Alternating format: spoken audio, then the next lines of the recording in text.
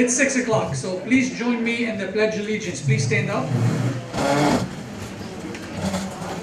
Pledge allegiance to the flag of the United States of America and to the republic for which it stands, one nation, under God, indivisible, with liberty and justice for all. I'm going to request you to stand. I'm going to request you to stay standing, and we're going to have a quick observance for the people who lost their lives September 11th, the terrorist attack. Thank you very much.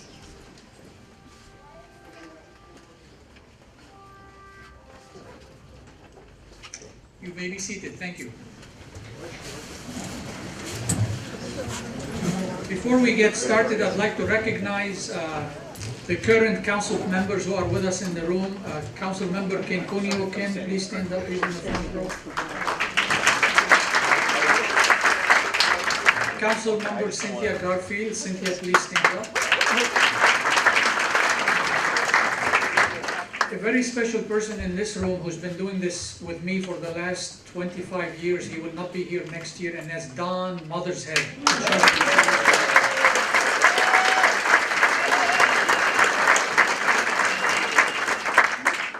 I would be remiss if I don't introduce my boss, and that's Michael Becker. Michael, stand up. Michael Becker, local PG guy. Finally, my closing statement is let's give a big hand to the League of Women Voters. They do such a great job for us.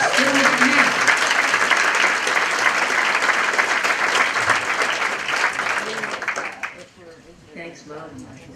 Good evening. My name is Beverly Bean, and I'm on the Voter Service Committee of the League of Women Voters of Monterey County, which is co-sponsoring this candidates forum with the PG Chamber of Commerce.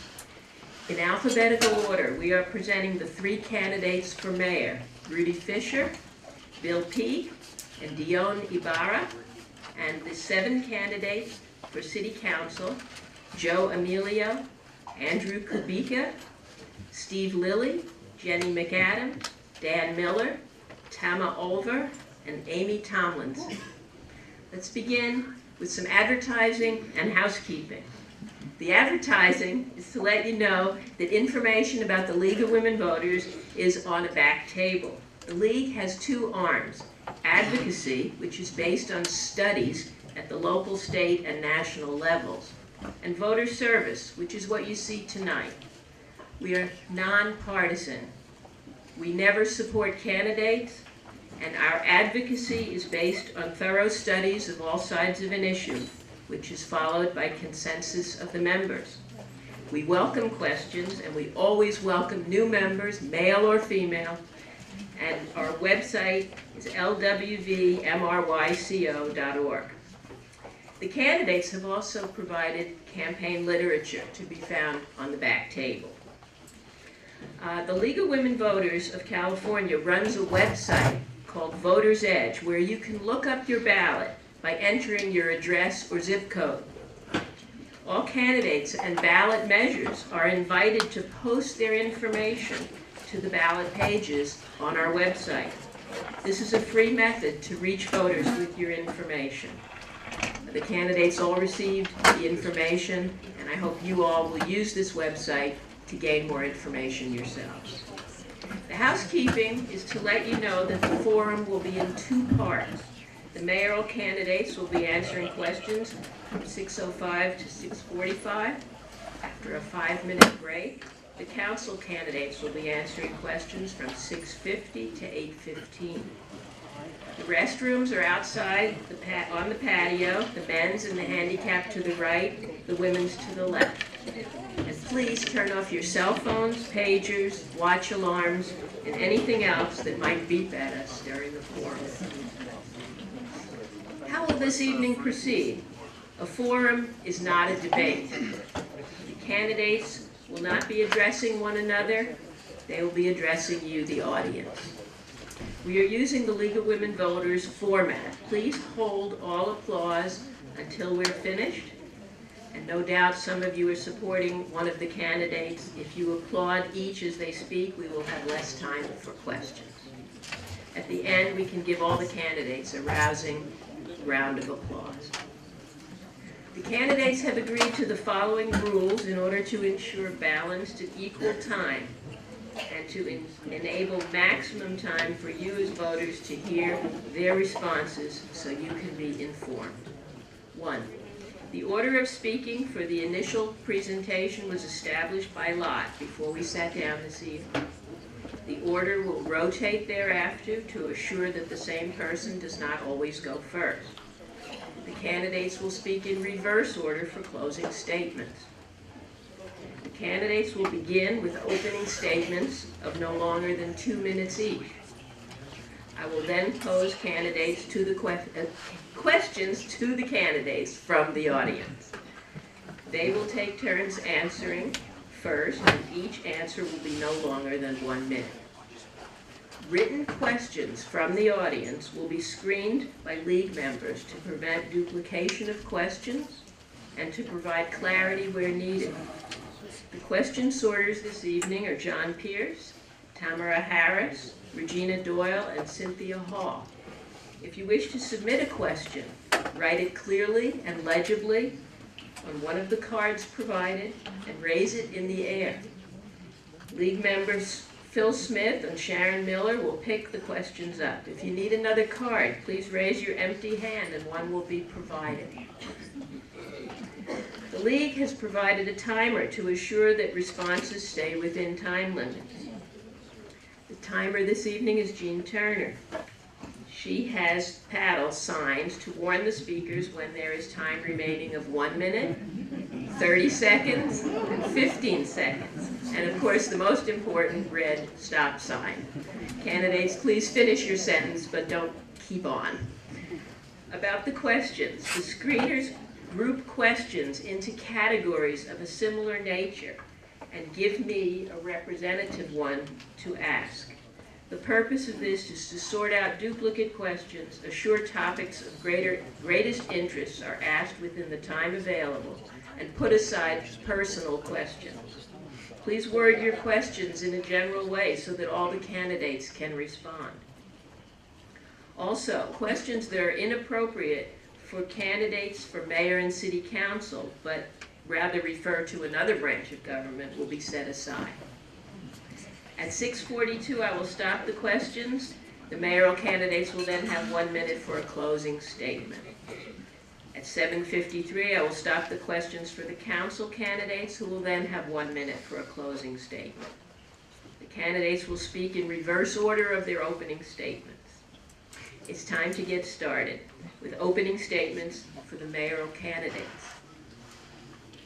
We'll start with Bill Peake. Good evening and welcome. As an engineering student at Cal Berkeley, I discovered the Monterey Peninsula. Later, with my wife and 2 young sons, we fell in love with Pacific Grove and purchased a home here. That was 30 years ago. In 2010, upon retiring, I was able to start volunteering at the Lighthouse, joined the Heritage Society Board and the Recreation Board. I participated in children's pool fundraising and promoting the coastal trail. In 2014, I successfully ran for council. I voted against the admissions tax and against short-term rentals. I voted for the Hotel Durrell call-up. I presented here at the Peake Housing Forum and also authored a CalPERS pension report, a noise ordinance, and a workplace safety policy. I've served on regional boards and liaison to local committees. In the for the future, looking to the future, I'll work to preserve Pacific Grove's values. We're a city of homes. We need to maintain housing and where possible, increase affordable housing. Small businesses, they're the mainstay of our local economy. We need to support and encourage them. And of course, we need to protect our local environment. And that means collaborating with local environmental groups.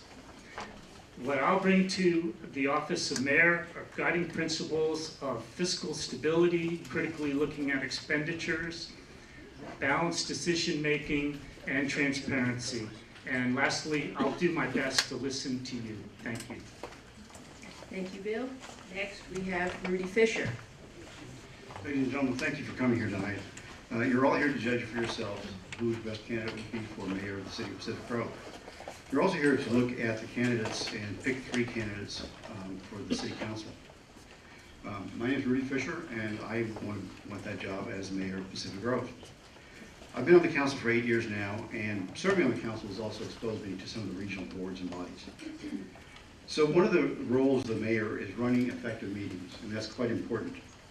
I've been our city's representative to Monterey One Water for about 5 years, and I've been the board chair for the last 2.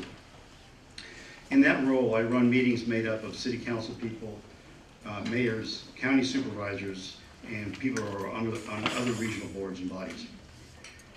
I've run effective meetings for the last 2 years as we've dealt with a couple of crises, as well as the start of a $120 million water reclamation project.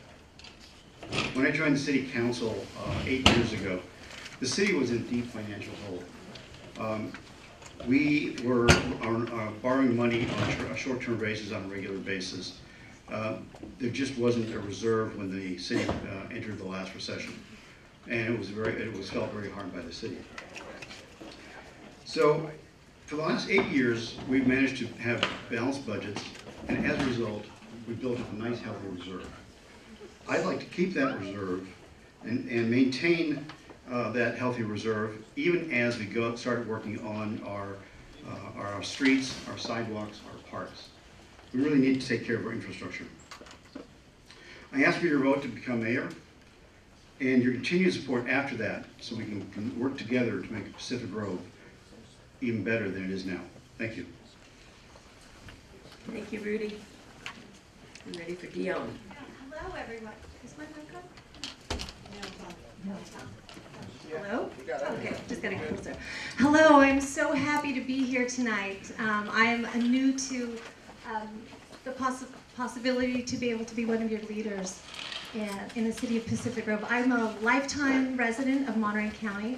I was raised in Salinas, but I like to say that I grew up in Pacific Grove. I came here when I was 24 with a baby in my arms and a little 4-year-old. I came here with my husband at the time, and we were just fresh out of college. And we started to raise our kids here in a little apartment on 18th Street, where actually one of our kids ended up being born there. And so we have deep roots in this community. I've loved it. My life has changed in all sorts of different seasons here. We came here as a married family. I ended up divorced. And I struggled and I scraped and held on to living in this beautiful town because I knew it was going to be the safest place for my kids to live and to grow up. And now they're adults here. One is still living here. And I want to do whatever it takes so our kids can come back and live here and I can raise my grandkids here. I'm excited about that. I want young families here. I have a 3-year-old also. So I'm digging my roots back into the Pacific Grove Unified School District, and I would love to see our school district and our city council work together more. I'd love to see our retired community working with the young families here. Those young families don't have grandparents, and a lot of you grandparents don't have grandkids, and there's so much that we can do to benefit from one another. Currently, I'm on 2 Monterey County commissions where I am the chair. I have a lot of experience leading meetings, and I'm excited to use all of my professional experience, nonprofit experience, to serve you the best way that I can. Thank you. Thank you, Dionne. Okay, we'll start with the questions now. And Bill Peake will be the first to answer, followed by Rudy, and then Dionne. While I know that each case is unique, please tell me simply which way you lean philosophically, toward property owners' rights or community's right to limit what property owners can do with their property. Thank you. So that's a simple question. So it's a balance, and certainly our city code and our zoning allows certain uses in certain areas, residential, R1, R2, R3, R4, etc., commercial. And so that allows for a framework of orderly development and also hopefully it allows people, businesses also to work in those particular zones in harmony. I'll call it harmony with each other. Everyone's playing by the same set of rules. So while local government needs to set the rules for each of the zones, and then property rights rule within those laws. Thank you, It's a Bill. balance. Thank you, Bill. Rudy? Okay, so I lean fairly heavily to individual property owner rights. And this, property rights go back to English law hundreds of years ago. And the concept there was that you don't want a slaughterhouse or a candle factory next to homes. And I think since then, the laws have become quite codified, and it's also the basis of a lot of homeowner association rules and regulations, that you give up some of your liberties in exchange for having somebody treat the areas as a common area. Having said that, I think that what the question sort of refers to is short-term rentals in a city. And like anything in a city, property can be regulated, but it has to be regulated fairly and equitably, and with a lot of thought. You can't just say, okay, we're going to change this. And I think any changes have to go through the city council or the city staff. It should not be measures. Thanks. Thank you. Dionne? I'm the only person running that who's been a renter. I rented here the majority of my life here in Pacific Grove. I probably lived in about 8 different places, from 3-bedroom homes to a 1-bedroom with 3 kids, and a cousin who needed a couch. And I'm fortunate enough to have help from my husband's family, that we can purchase a home and dig our roots in as homeowners. Who do I feel has more rights? One thing I do know is that our general plan is way outdated, and many of our policies are outdated, and I think it's time to update them and see how we can better serve both sides of our community in needs that are current and a future that is looking forward, and how both of them can best be served, because we're all part of the community. We all need to be supported by ordinances and policies in our city, and I want to be able to support those people. Thank you. Dionne? Question number 2, we'll start with Rudy Fischer. How do you want the city to be different at the end of your term? That's actually easy to answer. So I think Bill Camp, during his 6 years as mayor, was sort of the finance mayor. I'd like to be known as the infrastructure mayor. When I walk around the city, we have gaps in our network of sidewalks. We have some streets, and I was out at some of them down by George Washington Park and up in the hills, that look like pie crusts. So they're ready to crumble and fall. And I want signs that stay up on the wall at the end of my term. And also, earlier this year, I did a George Washington Park plan on how to renovate that park. So at an event in Monterey at Veterans Park, I saw really nice picnic tables. I went back to look at ours last weekend, and the tops are missing, the seats are missing. We need to do better for our residents. We need to fix our sidewalks, our streets, get the street lights and Candy Cane Lane and other areas working, and make this a city that people are proud to invite people in to see. Thank you, Rudy. Dionne? I want to be known as the mayor that moved Pacific Road forward in its environmental policies. We live on the Monterey Bay Sanctuary, yet our city hasn't caught up with other communities and cities in the state of California moving forward green initiatives. I think we need to join other cities in their commitment to climate change has been left out by our federal government and put to the side, but we're still responsible for them. I think every department in the city should have green measures in them that are, again, moving our city forward in taking responsibility in whatever way that we can for the better of our entire world. We have people that come here from all over the world, and people can learn from us. Well, we don't have plastic bags, which is amazing. And I'm sure people come here and say, they don't use plastic bags in Pacific Grove. And maybe they started that now in their town or moved an initiative. But there's so many more ways that we can be the example, and I'd like us to do that. Thank you. Bill?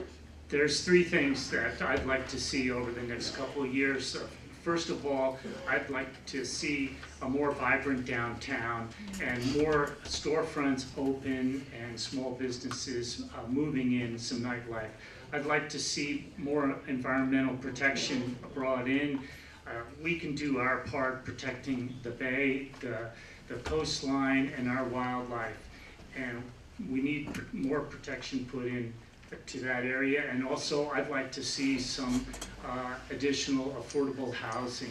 I don't have any illusions that we have a lot of open space to do that, but I think we need to do our part to help keep housing affordable in town so people can live and work in Pacific Grove.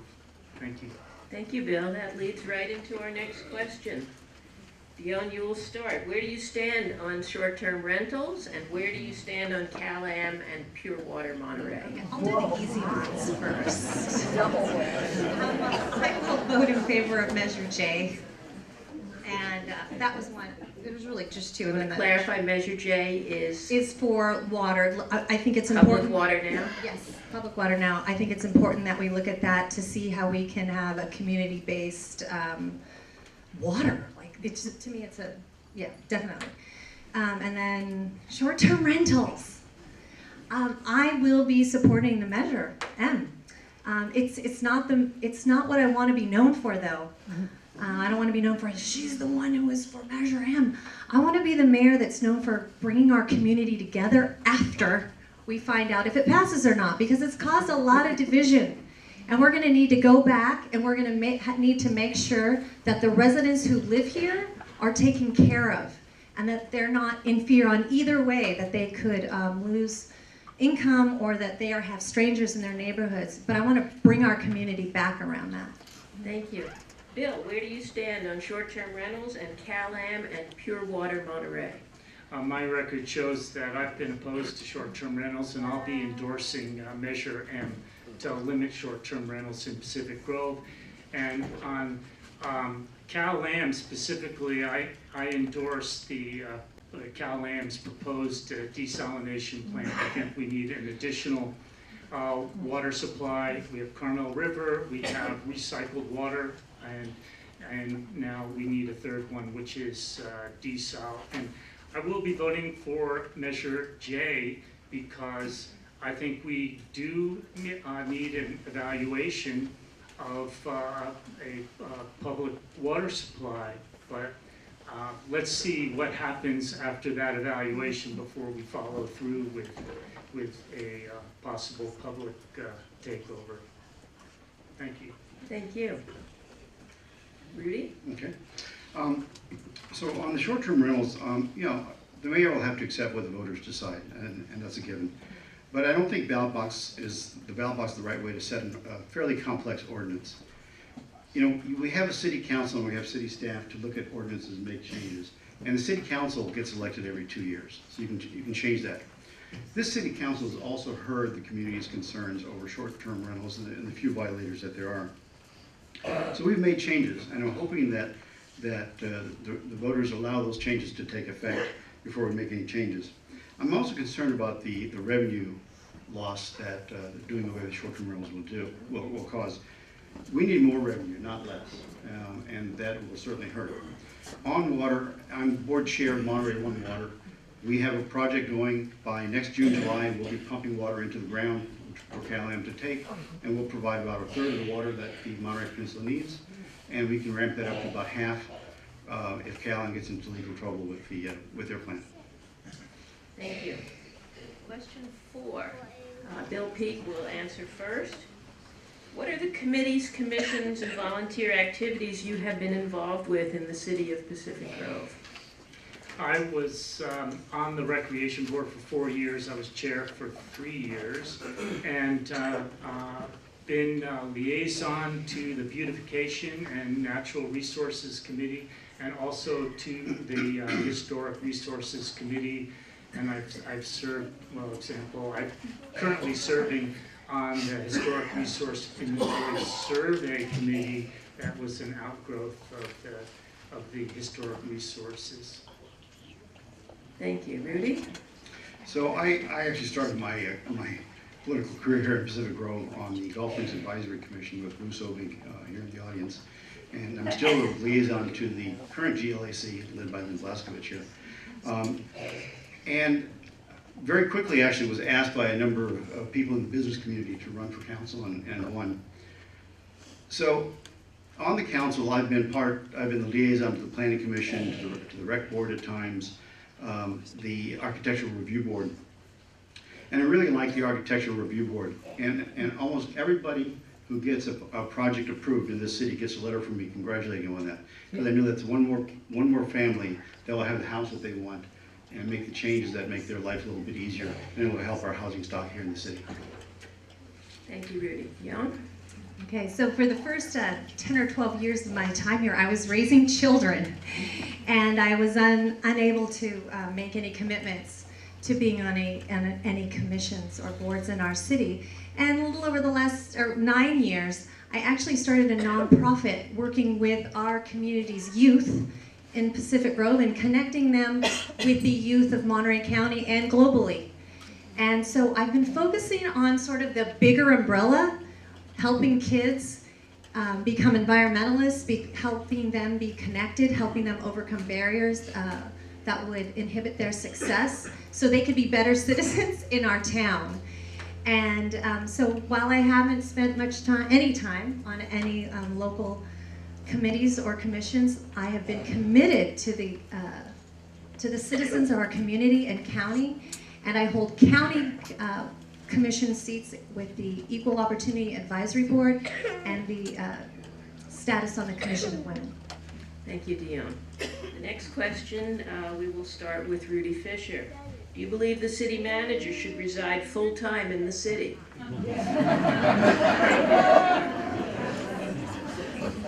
Yes, I do. The current city manager has his personal issues and has to continue some things down in Los Angeles. But I think it's detrimental not to have a full-time city manager here on site. I think it's better for managing staff if the person is here. I think they become more part of the community. I think there's more focus on the job at hand, and I would like to see that happen in the near future. Thanks, Rudy. Dionne, do you believe the city manager should reside full-time in the city? I do believe they should live full-time in the city, and I think we're using the city's money to pay for that person, and I think we shouldn't be paying for expenses to not live in our city. Thank you. And Bill? The answer is yes, the city manager should be living in the city full-time, and we're giving the current city manager, due to personal circumstances, an allowance of time to work remotely, but that needs to change. Thank you. Question number 6, Dionne will start. What are your opinions regarding the Pine Avenue corridor remodel? I went to the meeting and I was really excited actually to see so many people, the diversity of our community represent themselves and their voice at the meeting. I am definitely in alignment with the option B, which is also aligned with our county's preference, which is TAMC. And so I think we need to, in Pacific Grove, we need to align ourselves with what the county is doing and follow their lead, as well as the rest of the country. And I'm excited about having that corridor change so it's safer for our families and our children, and excited about even showing our kids. I think if we put something that's usable for them, it's going to bring more people to start riding their bikes as well. The safety, I think, is going to help create a better biking community. Thank you. Bill? I sat in on the town hall. I was here in this room on Pine Avenue. The ideas, and most of it was feedback. And what I heard was an extremely diverse set of opinions, from don't touch a thing to remake over completely Pine Avenue. So clearly there's no consensus in the community, and that means we can't move forward with the plans that were presented. but we need to rethink it. Let's go slow, consider other options as well, and let's see if we can get community support. It's such an important street, affects all of us. We need to get it right. There's no reason to rush into it, so we're going to take our time. Thank you. Rudy? So city staff, as city staff tends to do, decided they wanted to do a large project and do a total redo of Pine Avenue. I don't think that's necessary. I talked to Jeannie Burns one time, and she talked about simple solutions. And a simple solution, for instance, to a traffic problem at the top of the hill was a stop sign rather than redoing the whole intersection. I think we can do that with Pine Avenue. I think a couple of crosswalks along the length of Pine and a couple of stop signs will do wonders to slow down traffic and make it safer for people to cross. We do need to address some things at the Robert Down School. We also need to address things at the high school and the elementary school. I drive down by the elementary school also, and you just cannot drop off 600 or 800 kids in a 30-minute time frame and not have congestion.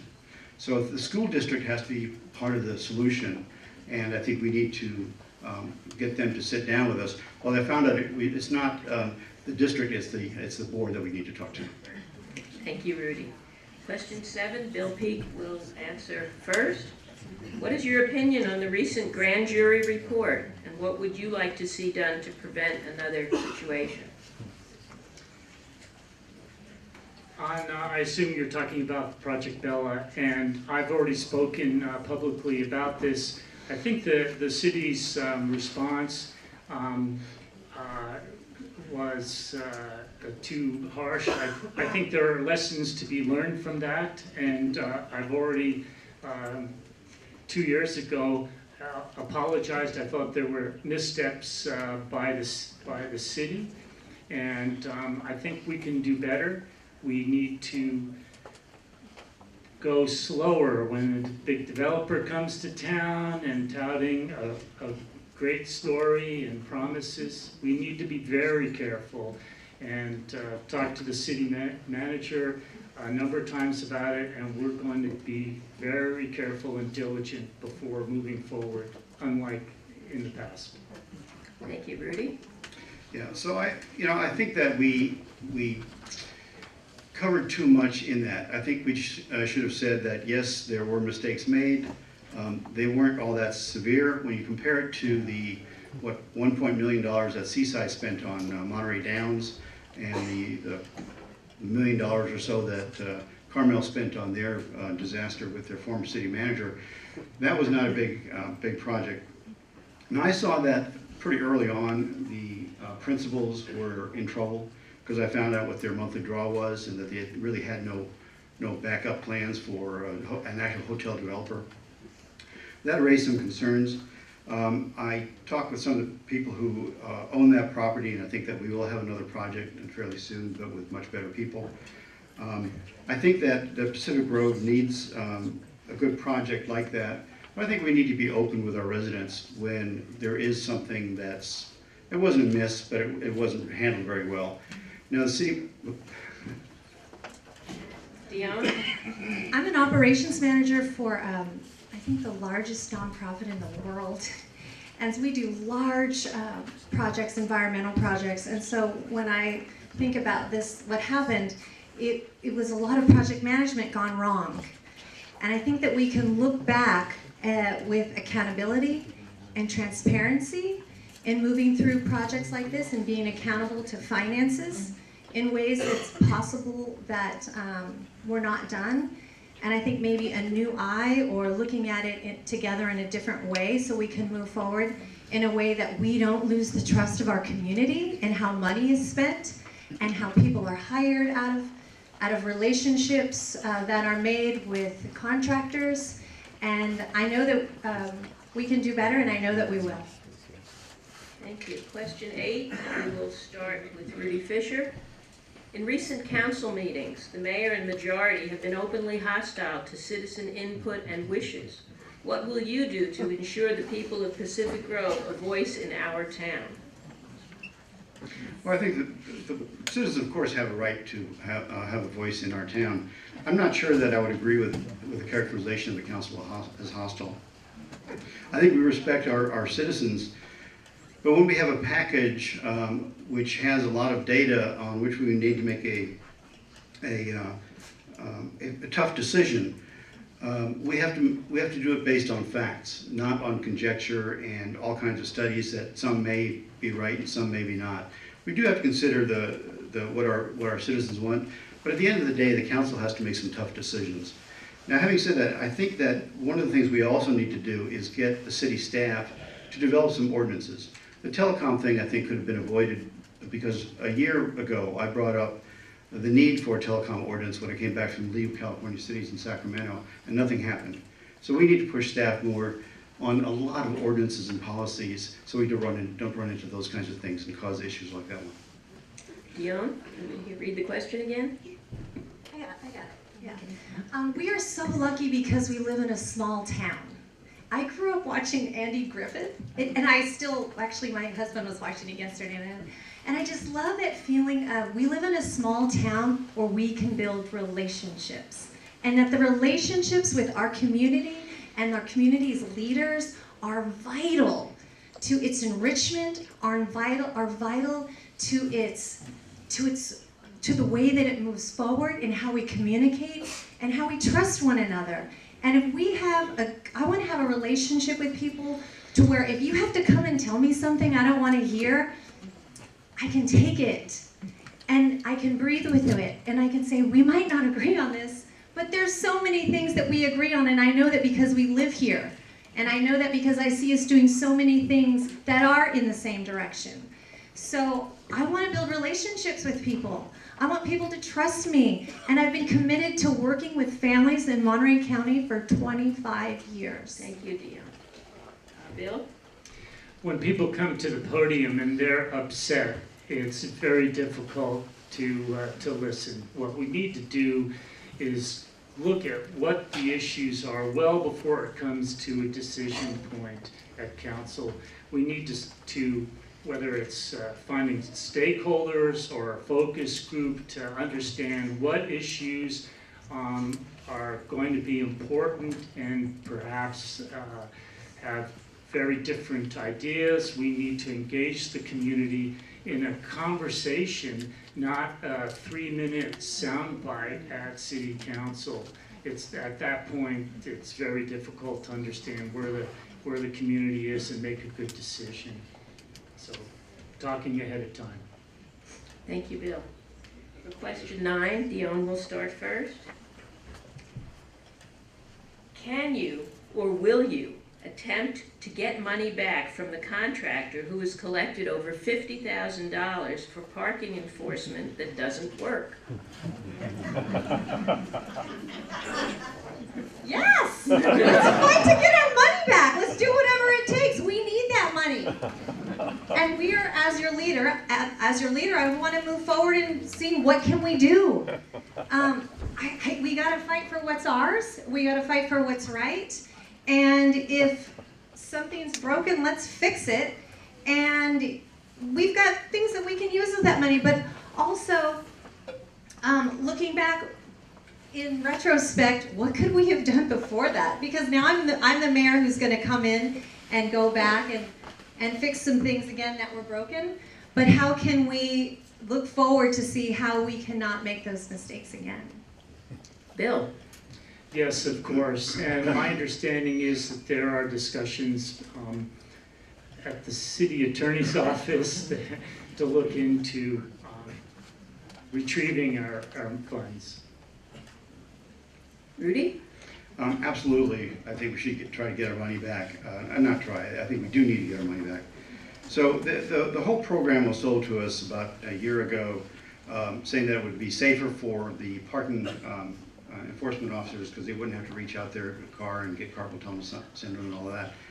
So I was down by City Hall today, and there comes the parking enforcement vehicle with all the cameras mounted, and the parking enforcement officer has her stick out and she's marking tires. And it actually really, even when it was brought up, I had some concerns because the idea was safety and that somehow we would collect more revenue in the form of tickets. But when you look at what the costs are for the parking enforcement department and what we get in tickets, it's almost a wash, even as is.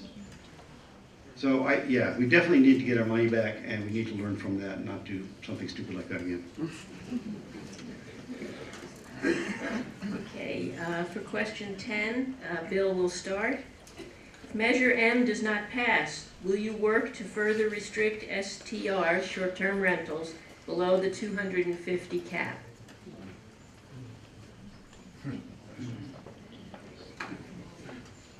Probably. It also depends upon the council members that are elected and where they stand, and we'll have further community discussion on it. It also depends upon the outcome. If it doesn't pass by 49%, that's a different situation than if it doesn't pass because it only makes 15%. That sends a completely different message as to where the community is. Thank you. Rudy? Yeah, I think that the short-term rental issue is one that we haven't handled particularly well. And I think actually at the workshop we were making some progress when it was halted and sort of tossed back at city staff.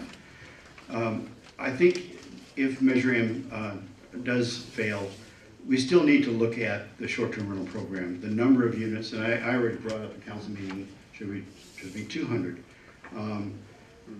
I don't know what the exact answer is. I think we need to engage with the community. I think we want to make sure that our residents aren't put out by people having party houses, and that may be the nature of the house and not necessarily the owner, but we can't have our residences and our neighborhoods disturbed by short-term rentals.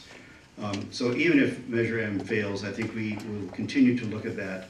We'll let the current changes we've already made take effect, but then fairly quickly we need to review it again. Thank you, Rudy. Dionne? Yeah, I think the number is definitely going to need to be reviewed, and another consensus is going to need to be taken on what the comfortable number is for the community and where those short-term rentals will be. But I just want to say I really just want to be a voice for our residents, and that we are looking out for the residents who live here and have short-term rentals, and that their interest comes before any outside interests who hold properties. And so I'd like to just protect our residents in a way that would be fair and in a way that could be equitable so that we can become neighbors again. Thank you. Question 11, we'll start with Rudy Fischer, and I may need some help with this. This question says, until recently, the CED, I'm guessing Community Economic Development, was a neutral entity. It did not seek development. Do you, as a candidate, support separating planning from economic development, making the CED truly neutral? I'm not sure if that is absolutely necessary. I think the idea behind the question is, for 30 years, the city has not had any major construction projects. And we have a lot of open areas in the middle of the city that developers are now interested in. So that's the economic development part of it. I think the city does need some more development for revenue and also to have a little bit more of a vibrant and robust downtown. We can't turn down hotels and housing projects and businesses and then say we want a vibrant downtown. That just doesn't work. You need more business, you need more feet on the street for the stores, the restaurants. Separating it probably won't make a whole lot of difference. We've had consultants and employees who did economic development, and it's never worked terribly well. That's actually something that I think should be more a responsibility of the chamber, but it's their responsibility to get business in for their landlords. Dionne? I think it's important when looking at this that we look again at the overall mission of each commission and each department, and are they current, are they updated, are they still serving the public in the best way that they can? And looking at those separately, I think we'll need to, again, to look at them collectively and see, are they serving us the same way with the same intention that they began with? And are they still able to do that right now? Bill? As a small town and lean staff, I think the planning and economic development can work together under the same umbrella. I believe that planning can help with economic development. There should be free communication between those two activities, and also we need plenty of communication with the Chamber of Commerce. They should be helping, and they are definitely helping with our economic development. Thank you. We'll have closing statements now, starting with Dionne. Okay, when I've grown up in this town, I've raised kids here, and what that has done, and especially in a small town, is it's led me to a place of real vulnerability in my community. Some of you I see were teachers of my kids, and when you're raising kids in a town that's small, you gotta be humble. And you need that community to back you up and to have eyes for you and to help you raise your kids. And I've had that in this community. And I think being mayor, it's a humble seat. And I've been trained in humility in this town, and I've stayed. And I appreciate it. And it's time for me to get back. I'm looking forward to it. And I'm going to use everything I've ever learned in nonprofit, in for-profit, as a teacher, to help lead this community forward. Thank you. Bill? Democracy works best when people stand up and participate, and you've shown that by being here tonight, that you care about this community as I do. Thank you. And with your support, I'll be able to continue to contribute. If I'm elected, I'll work daily to continue to earn your faith and trust. I'll work to be an excellent steward of the city, its finances, its services, and its environment. I'll do that in the spirit of helping others, transparency, balanced decision-making, and I want to thank my wife, Shirley, who's continued to support me. Also, I want to thank the PG Chamber of Commerce and also the League of Women Voters of Monterey County for sponsoring this important event. Thank you, Bill. Rudy, I have to apologize to you. This should have been a direct reversal. You should have gone second. I'm sorry. That's okay. I'm used to being flexible on the city council. Thank you. Even when you have a 180-page agenda item, you still have to make changes sometimes on the fly. So in closing, I just want to thank the League of California, the League of Women Voters. I'm going to the League of California meeting tomorrow, for arranging this forum, and every one of you for being here tonight. This is really great. I also want to thank the candidates who put themselves forward. After having spent 8 years on the council, I know it's not an easy job, but it's a very rewarding job. As we go into the election cycle, I want everybody to look at the candidates thoroughly, pick those that you think best represent your values and desires. But I hope you'll ask those candidates to be four things: be honest, be logical, be thoughtful, and be kind. There are a lot of times, the question earlier about hostility toward the public. We do need to have that kindness because sometimes we just have more data than other people do. But win or lose, I hope everyone up here tonight continues to work for the betterment of our community, either on the council or on a board or commission. We have a special community here in Pacific Grove. It has its quirks and its challenges at times, but I wouldn't want to live anywhere else. Thank you very much. Let's give them all a round of applause.